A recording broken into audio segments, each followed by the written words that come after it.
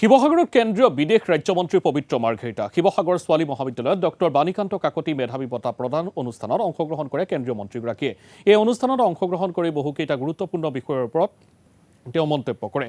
বিশেষকৈ কাৰ্বি আংলঙৰ শেহতীয়া পৰিস্থিতি নিয়ন্ত্ৰণৰ বাবে চৰকাৰে সম্পূৰ্ণ চেষ্টা চলোৱা বুলিও উল্লেখ কৰি সকলো পক্ষকে সংযম ৰক্ষা কৰাৰ আহ্বান জনায় কেন্দ্ৰীয় মন্ত্ৰীগৰাকীয়ে। যোৰহাট লোকসভা সমষ্টিৰ সাংসদ গৌৰৱ গগৈৰ উদাসীনতাই তেওঁক কাম কৰাৰ সুযোগ দিয়া বুলিও মন্তব্য কৰে। একেদৰে আগন্তুক বিধানসভা নিৰ্বাচনৰ লগতে গো চিণ্ডিকেট সন্দৰ্ভতো প্ৰতিক্ৰিয়া প্ৰকাশ কৰিলে কেন্দ্ৰীয় মন্ত্ৰী পবিত্ৰ মাৰ্ঘেৰিটাই।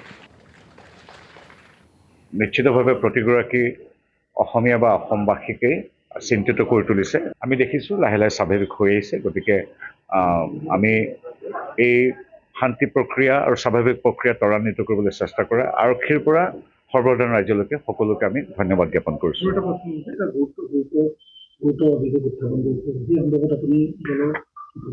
তেনেধৰণৰ তথ্য আমাৰ হাতত নাই।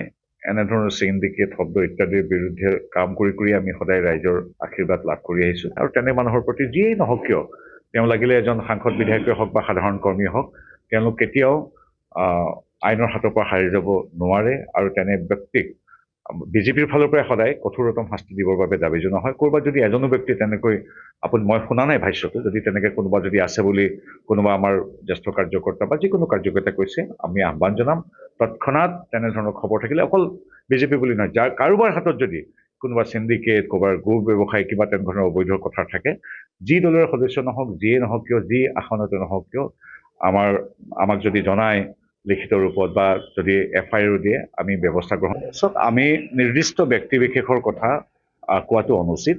প্ৰত্যেকগৰাকী কাৰ্যকৰ্তাই সেই বিজেপি হওক, AGP, UPPL, BPF, Ganashakti, Rabha উন্নয়ন পৰিষদ, আমাৰ যিমান কেইটা আমাৰ মিত্ৰ দল আছে, আমাকে ধৰি মিত্ৰ দলৰ প্ৰাৰ্থী কোন ক'ত কেনেকৈ হ'ব, কোনখন আসনত কোন উঠিব, এইটো সমন্বিত এক চিন্তন মন্থন আৰু সিদ্ধান্তৰে শেষ ফলাফলটো দিয়া হয়।